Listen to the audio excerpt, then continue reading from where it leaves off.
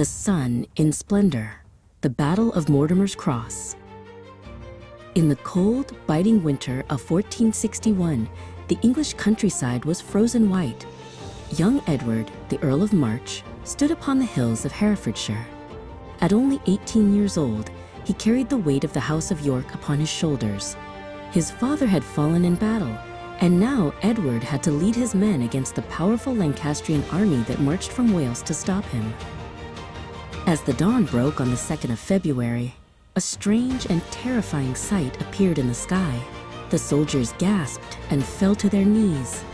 Instead of one sun rising over the horizon, 3 distinct suns glowed in the morning mist. To the frightened men, it looked like a ghostly omen of doom. Edward's young squire, Olwen, trembled as he pointed toward the heavens. Edward did not flinch.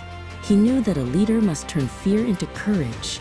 He raised his sword toward the 3 suns and shouted to his army, "Be of good comfort. These 3 suns represent the Holy Trinity.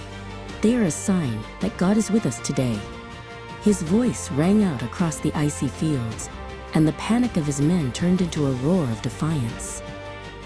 Miles away, the Lancastrian commander Owen was preparing his own forces. Owen was a veteran of many wars and a man of great pride. He believed the Yorkists were nothing more than rebels who could be easily swept aside. He checked the edge of his blade, confident that by sunset, the House of Lancaster would celebrate a total victory. Owen's son, Jasper, arrived at the camp with reinforcements. Jasper warned his father that the Yorkists were more disciplined than they appeared, but Owen merely laughed. They stood together before their troops, the red dragon of Wales fluttering on their banners. They planned to trap Edward's army at the river crossing, certain that their superior numbers would crush the young earl.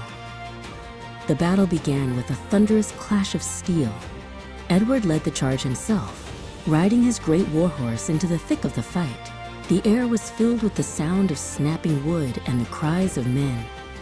Edward fought with the strength of a lion, his golden hair catching the light of the 3 suns that still hung in the sky. The fighting was fierce near the bridge at Mortimer's Cross. A Yorkist soldier and a Lancastrian soldier met in a desperate struggle. They pushed against each other with their shields, their boots slipping on the bloody ice. Around them, the battle raged, but in this moment, it was a test of will between 2 men fighting for their respective roses. By midday, the Lancastrian line began to break. The Yorkist archers rained arrows down like a deadly storm. Owen found himself surrounded as his men fled toward the woods. A Yorkist guard grabbed Owen by the arm, ending his command. The Red Rose of Lancaster had been trampled into the mud of the Herefordshire fields. Edward stood upon the battlefield as the 3 suns finally merged into one. The victory was his. He had proven that he was not just a boy, but a king in the making. He looked out over his victorious army, knowing that this was only the beginning of his journey to the throne of England. A messenger named Bryn arrived on a foaming horse, bringing news of the path ahead.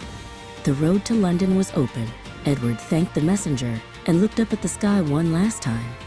From that day on, Edward adopted the sun in Splendour as his personal badge, a reminder of the day the 3 suns promised him a crown.